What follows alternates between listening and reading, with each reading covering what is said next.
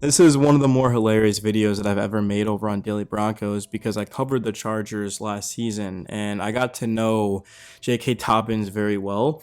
And I think he's an absolute stud. I mean, he had a career high 905 rushing yards. He can block, he can catch the ball out of the backfield. And I'm happy the Broncos got him because their offensive line is just way better. It's light years better than the Chargers.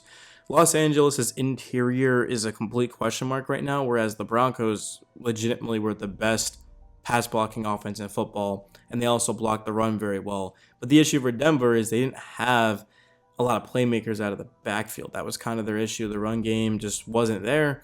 And now all of a sudden, of course, they go out and they draft a running back out of UCF. Of course, they go out there and now they bring in J.K. Dobbins. And Denver also has some young running backs. We'll get into all of them. But overall, I mean, Dobbins is the perfect fit for Denver because he's not going to come in and get a ton of touches, but he's just going to complement Harvey, the new running back that they have, very well. Because Harvey is a physical, like downhill type of running back. And J.K. Dobbins, honestly, is sort of just make a cut and you're gone.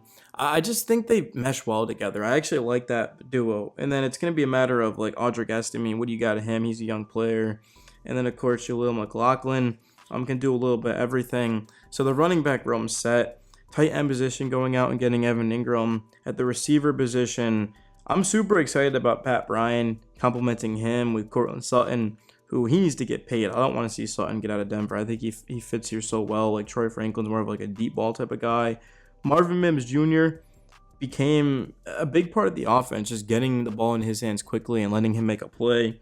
And obviously, we all know that defense is the best in football. It's awesome. Patrick Surtain won, I almost said Rookie of the Year. Patrick Surtain won Defensive Player of the Year. And of course, you got one of the better players as well, and Nick Manito, who's an absolute monster. Zach Allen is super, super good.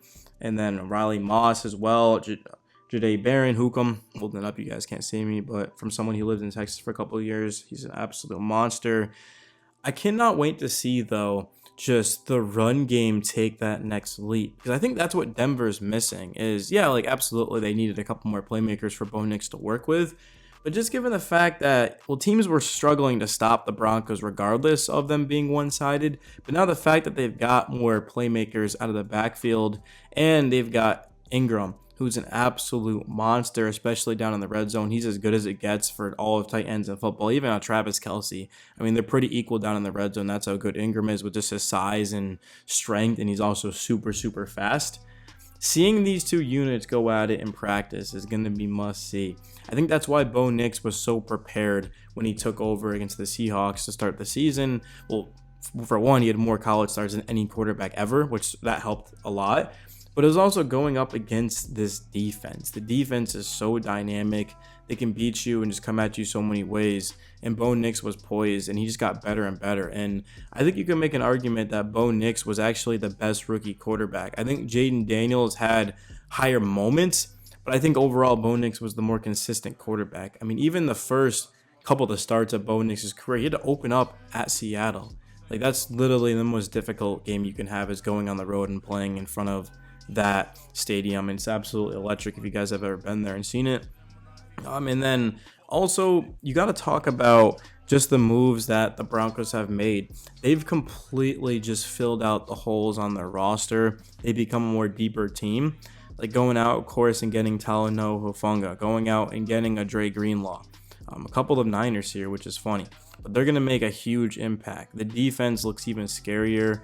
Offensively, we talked about Ingram, we talked about Pat Bryant and RJ Harvey, and the offensive line is the same. The play calling is the same with Sean Payton. The quarterback coach is the same. So it's the first time Bo Nix since high school has had the same play call or the same quarterback coach. He's just never had that. And Bo Nix actually talked about it, and it's just a really good feeling for him, and I'm excited about it. But we've got to just understand that Denver last season, it seems like they were just getting their feet wet. They win 10 games. It kind of got a little bit close at the end of the season. If they had lost to the Chiefs, they would have missed the playoffs league. But of course, the Chiefs resting their starters. That's cool. But now it's about competing for the division. Somebody has to dethrone the Chiefs. I refuse to believe that the Chiefs are just going to continue for another 10 plus years to be a juggernaut, to be a dynasty. I do think Denver's right there. Like I said, I covered the Chargers last season. I cover the Chargers now, so I've gotten to know them. I've done a lot of work for the Chiefs too. I think the Broncos are right there. I think the Chargers are a little bit away. I think Denver, just with their defense, is not afraid of the Chiefs in the slightest. I mean, if it hadn't been for a ridiculous block kick, the Broncos would have beaten the Chiefs. And then in terms of the offense, well, now you can complement Bo Nix with a run game. You've got another weapon next to Sutton, of course, in Evan Ingram. I'm hoping that Pat Bryant can take that. I mean, he's a rookie, so I can't ask him to do too much, but I'm just hoping that he can find a way to get open and catch the ball for Bo Nix. And I love the offensive line, but it's all going to be about the run game. I mean, that's what we've been talking about. That's what this video is about, is putting the ball into a back's hands and letting him make a play and picking up positive yardage and getting the Broncos in third and shorts, so that way teams don't know if they're going to throw it or they're going to run it. I thought Bo Nix was actually do a lot. He's got a great offensive line. He's got a great play caller, but he didn't have much out of Courtland Sutton at all. The tight end room was non-existent before Ingram's arrival here, and then the defense did all it could. But of course, against the Bills, I mean, the Bills are the Bills at home. Orchard Park, it's so tough. I think the Broncos are going to learn from that experience, and they're going to get better, and they're going to grow.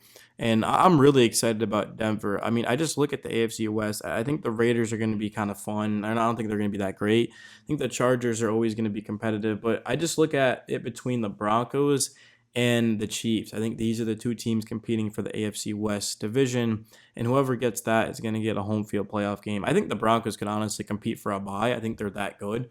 I have so much faith in them. And Bo Nix as a rookie, I mean, he was already so electrifying. He was already a top quarterback.